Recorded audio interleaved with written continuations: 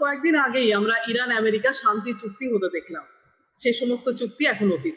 Iran America আবার যুদ্ধ শুরু হয়ে গেছে। কি কারণে শান্তি চুক্তির দিকে এগিয়েছিলেন ট্রাম্প, আবার কেনই বা যুদ্ধ?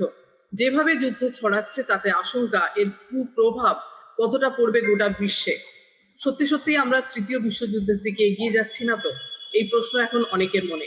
আমরা কথা বলবো আজ সন্ধ্যায় এই বিষয় নিয়ে। আমাদের সঙ্গে রয়েছেন এই মুহূর্তে সিনিয়র জার্নালিস্ট সুবীর ভৌমিক। আমাদের সঙ্গে আরো একজন অতিথি যোগ দেবেন। সুবীরদা, আপাতত আপনার সঙ্গেই আলোচনা শুরু করি। এই যে পরিস্থিতি হলো, যে শান্তি চুক্তি হলো, তারপর সেখান থেকে সরে আসা, সেই সময় দেখা যাচ্ছিল কার্যত ইসরায়েলকে প্রায় একপাশে সরিয়ে রেখে শান্তি চুক্তির দিকে এগিয়েছিলেন ট্রাম্প। সেখান থেকে আজকের এই পরিস্থিতি, যেখানে আমেরিকার পক্ষ থেকে ইরানে মিসাইল হানা হচ্ছে, প্রতিদিন 100-র বেশি করে, এরকম চলছে বেশ 2-3 দিন ধরে, কয়েকদিন ধরেই এটা চলছে। এবং ইরানও আশপাশের সমস্ত দেশগুলোতে যেখানে মার্কিন ঘাঁটি রয়েছে সেখানে আক্রমণ করছে। এই কি কারণে শান্তি চুক্তি থেকে আমরা এই জায়গায় এসে এই পরিস্থিতি দেখছি? আপনার কি ব্যাখ্যা, আপনি কিভাবে দেখছেন? দেখো, একটা ব্যাপার হচ্ছে যে প্রথমে অনেকেরই একটা ধারণা ছিল যে ইসরায়েল ট্রাম্পকে এবং আমেরিকাকে টেনে মেনে এই যুদ্ধের মধ্যে এনেছে, অর্থাৎ ভিলিয়ান হচ্ছে ইসরায়েল, এই গোলমালের মূল হচ্ছে ইসরায়েল।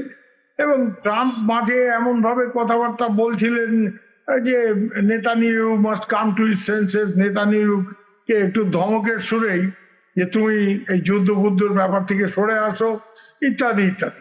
আজকে কিন্তু দেখবে এই গোলমালটা যে হচ্ছে, এই গত 3 দিনের মারামারিতে ইসরায়েলের কিন্তু কিচ্ছু নেই, কোনো ভূমিকা নেই। না ইরান ইসরায়েলকে লক্ষ্য করে মিসাইল ছুড়েছে বা কিছু করেছে, ইসরায়েলও কোন রকম মিসাইল অ্যাটাক বলো, ড্রোন অ্যাটাক বলো বা বম্বার অ্যাটাক বলো, ওই ধরনের কিছু করেনি। অর্থাৎ এখন যে মারামারিটা হচ্ছে এটা পিওরলি আমেরিকা এবং ইরানের মধ্যে হচ্ছে। এবং ইরান যেটা করে সবসময় সেটা হচ্ছে যে অন্য অন্য গালফ কান্ট্রি যেগুলি আছে সেসব জায়গাতে আমেরিকার যা বেস আছে সেগুলিকে লক্ষ্য করে অ্যাটাক করে। আর যুদ্ধটা এখন আরেকটা মোড় নিচ্ছে, মানে যেটাকে আমরা বাংলা বলি মানে প্যাচের উপরে প্যাচ, মানে এক প্যাচের উপরে আরেক প্যাচ। সেটা হচ্ছে সৌদি আরবের সাথে ইয়েমেনের যে হৌথিরা, যারা ইরান ব্যাকড মিলিশিয়া বলে সবাই জানে, এদের মধ্যে একটা বড় রকমের গোলমাল শুরু হয়েছে। এরা বলছে সৌদি আরব আমাদের সানা এয়ারপোর্ট অ্যাটাক করেছে, এয়ারপোর্টে মিসাইল মেরেছে। শোনা যাচ্ছে যে হুথিদের বিরুদ্ধে যে ইরানের যে লেজিটিমেট গভর্নমেন্ট যাকে বলা হয়, তারাই আক্রমণ করছে। মানে ব্যাপারটা খুব কমপ্লিকেটেড হয়ে যাচ্ছে, জটিল হয়ে উঠছে।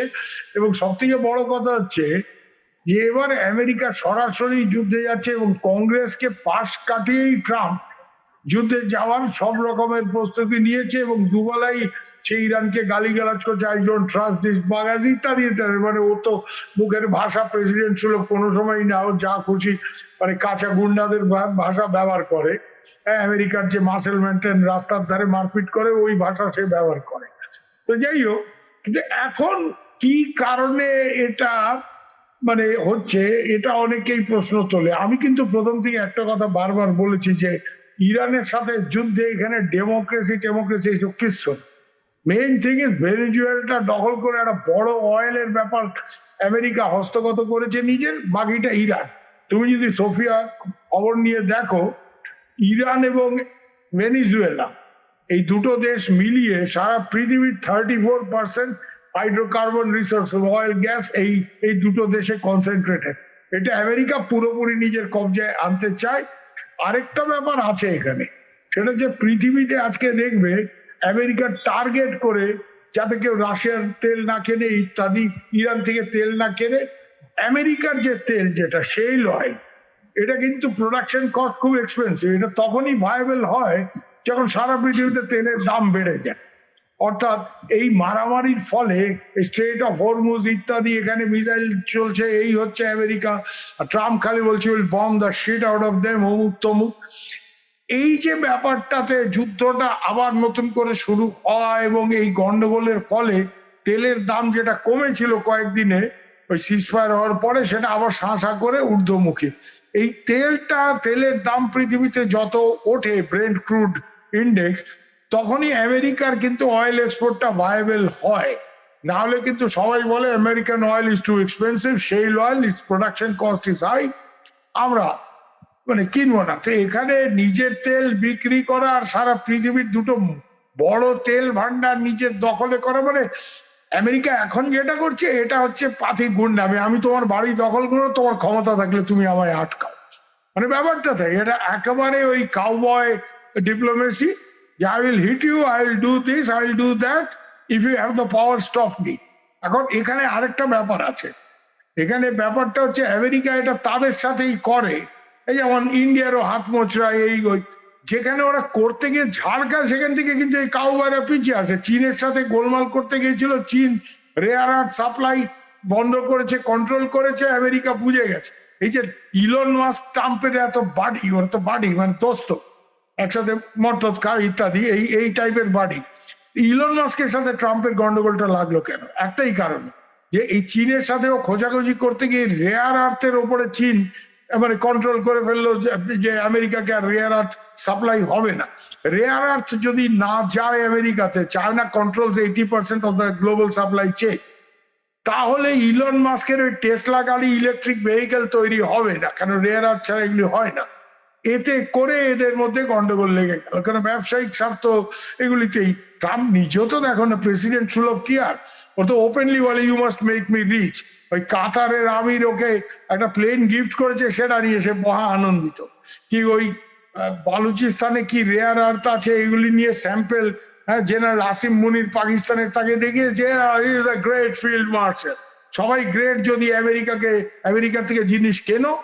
হ্যাঁ, এই যে বাংলাদেশে ইউনুস সাহেব আমেরিকার দালাল, চরম দালাল, সে যে চুক্তিটা করে গেছে নন ডিসক্লোজার এগ্রিমেন্ট, কিন্তু এখন আর নন ডিসক্লোজার কিন্তু সব বেরিয়ে আসছে। বাংলাদেশ ইজ 92% মুসলিম কান্ট্রি, সেখানে দেখবে যেসব এক্সপোর্ট আইটেম মানে আমেরিকার থেকে কিনতে হবে, একেবারে কিনতে হবে, তার মধ্যে কি পরিমাণে pork based item, salami, bread, roots, অমুক তমুক। তো ব্যাপারটা হচ্ছে কি, ব্যাপারটা হচ্ছে যে you buy from me, you make me rich, I am fine with you, otherwise you have trouble. তো এই জায়গাতে দাঁড়িয়ে ইরানের সাথে নতুন করে গন্ডগোল, এই গন্ডগোলটা আমার ধারণা ওই সিজফায়ার এগুলি সবই ওই একটু দম খেচার জন্য বা দম নেওয়ার জন্য। হ্যাঁ, আবার নতুন করে মানে মিলিটারি মোবিলাইজেশন করে এই ইরান কন্ট্রোল করতে পারলে, ওদিকে ভেনিজুয়েলার কন্ট্রোলে আছে, তাহলে আমেরিকা নিজের যা রিসোর্স তাছাড়াও পৃথিবীর হাইড্রোকার্বন প্রায় 34-35% তার কন্ট্রোলে ডাইরেক্টলি চলে আসে। This is the main purpose, oil is the main thing. এখানে ডেমোক্রেসি এগুলি সব আগে বাজে কথা, কারণ আমরা নিজেরাও দেখেছি এই 50, 60, 70-এর দশকে আমেরিকা পৃথিবীতে সবখানে বড় বড় ডিকটেটরদের প্রমোট করেছে।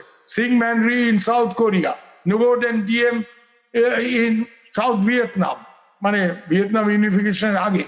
হ্যাঁ, ল্যাটিন আমেরিকাতে সব বড় বড় ডিকটেটরদের ওরা প্রমোট করেছে।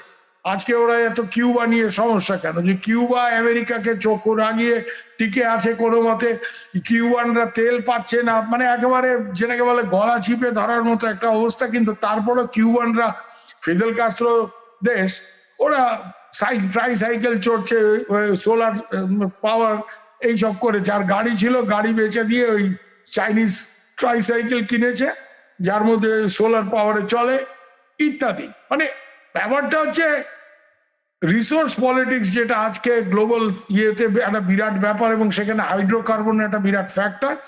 America wants maximum possible control on hydrocarbon, this is their ultimate objective, এটা তার আলটিমেট গোল। আর ওইসব ডেমোক্রেসি, ওখানে অমুক আছে তমুক আছে, ওখানে ইসলামিক রিপাবলিক। আজকে ইরানের ইসলামিক রিপাবলিক নিয়ে আমেরিকার সমস্যা। যেই লোকটাকে সিরিয়াতে বাশার আল আসাদের সরকার ভাগিয়ে দিয়ে, বাশার আল আসাদ তো সোশ্যালিস্ট, ওর বাপের মতোই, তো তাকে তাড়িয়ে দিয়ে, সে একটা ডাক্তার কিন্তু খুব বড় মানে ভালো জায়গা থেকে পাস করা ডাক্তার, তাকে তাড়িয়ে দিয়ে আজকে যে লোকটা সিরিয়ার প্রেসিডেন্ট, যাকে ট্রাম্প হোয়াইট হাউসে রিসিভ করছে, হি ইজ আল কায়দা কমান্ডার, আলসার is the commander of Al Qaeda. যেই আল কায়দা একসময় ওইসব টুইন টাওয়ারে প্লেন হিট ফিট হতো, যে না আমেরিকানদের ওইসব কোনো ব্যাপার ট্যাপার নেই, বুঝতে পেরেছো, ওদের ওইসব কোনো ব্যাপার ট্যাপার নেই, ওগুলি ডেমোক্রেসিটা সেই গাল গল্প। Main thing is resource control as far as possible. This is all about resource politics.